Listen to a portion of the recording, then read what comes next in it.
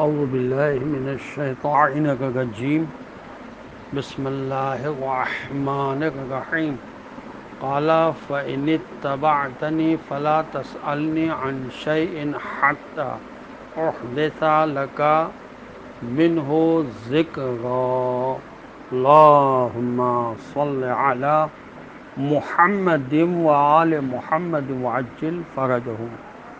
اللہ تبارک و تعالیٰ کا شکر ہے کہ سورہ مبارکہ کہف قرآن مجید کا 18 نمبر کا سورہ، اس کی آیت نمبر 70 کی تلاوت کا شرف میں نے حاصل کیا، جس کا ترجمہ یہ ہے کہ اس نے کہا اگر آپ میرے پیچھے چلنا چاہتے ہیں تو آپ اس وقت تک کوئی بات مجھ سے نہیں پوچھیں گے جب تک میں خود اس کے بارے میں آپ سے ذکر نہ کر دوں۔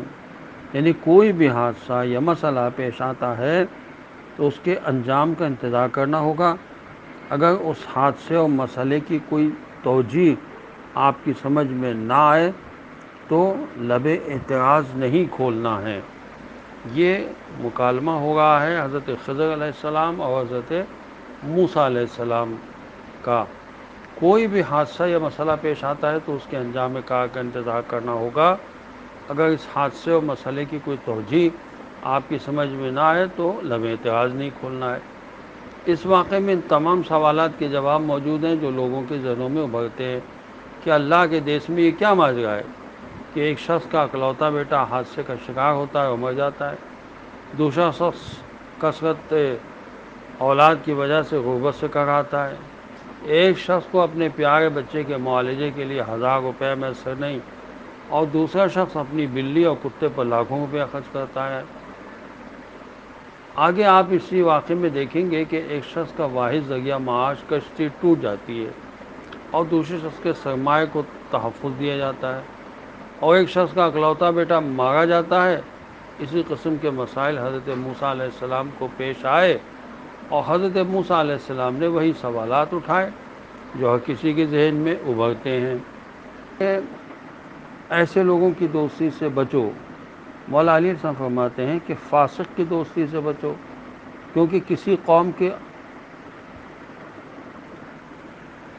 فعل پر راضی ہونے والا اسی قوم میں شمار ہوتا ہے۔ فاسق کی دوستی سے بچو کیونکہ برائی سے آن ملتی ہے۔ پس لوگوں کے میل جول سے بچو کیونکہ ان سے میل جول اچھائی کی طرف نہیں لے جاتا۔ ایسا فرمایا کہ ایسے لوگوں کی دوستی سے بچو جو تمہیں غافل کر دیں اور دھوکے میں ڈال دیں، کیونکہ اس قسم کے لوگ تمہیں رسوا اور ہلاک کر دیں گے۔ جھوٹے کی دوستی سے بچو، اگر تمہیں مجبوراً اس کی ضرورت ہو بھی تو اس کی تصدیق نہ کرو اور نہ ہی اس سے یہ باور ہونے دو کہ تم اس کو جھوٹا سمجھتے ہو، کیونکہ وہ تمہاری محبت سے تو باز آ سکتا ہے لیکن اپنی طبیعت سے باز نہیں آ سکتا۔ اور فرمایا معصوم علیہ السلام نے کہ مجھ سے حضرت امام زین العابدین علیہ السلام نے فرمایا فرزند عزیز قطع رحمی کرنے والے کی دوستی سے بچ کر رہو۔ کتاب خدا میں 3 جگہ پر ملول لکھا ہوا پایا ہے۔ انسان کے پاس اگر وقت ہے تو بجائے باتیں کرنے کے، لوگوں کے بارے میں سوچنے کے، قرآن مجید کی تفسیر پڑھے۔